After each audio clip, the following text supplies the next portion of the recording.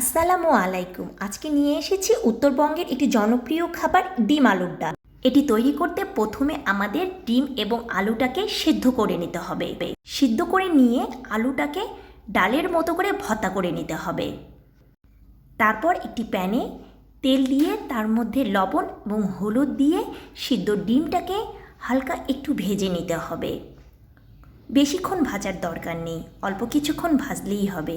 এর মধ্যে আমি একটু মরিচের গুঁড়োও দিয়ে দিলাম, দিয়ে ডিমটাকে তুলে নিলাম। সে একই তেলে একটু পেঁয়াজ দিয়ে ভেজে নিতে হবে এবং ভাজা হয়ে গেলে এর মধ্যে লবণ, হলুদের গুঁড়া, মরিচের গুঁড়া, জিরার গুঁড়া এবং ফ্রোজেন আদা বাটা দিতে হবে।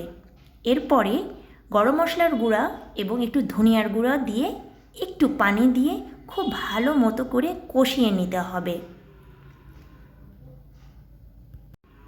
কষানো হয়ে গেলে মাখানো ডালটা কষানো মশলায় ঢেলে দিতে হবে।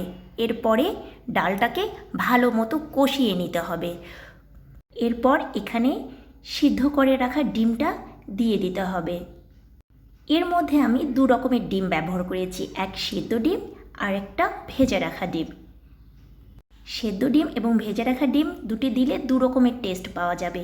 এরপরে একটু পানি দিয়ে এটাকে ভালো করে সেদ্ধ করতে হবে।